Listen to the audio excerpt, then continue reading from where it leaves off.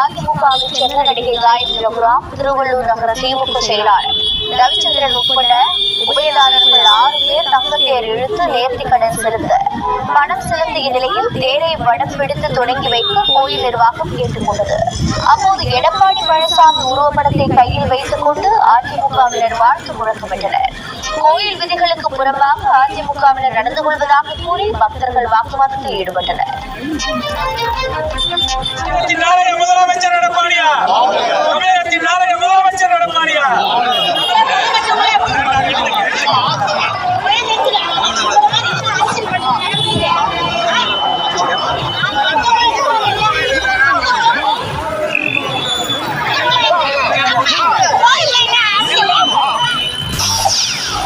செய்திகளை உடனுக்குடன் தெரிந்து கொள்ள உடனே சப்ஸ்கிரைப் பண்ணுங்க.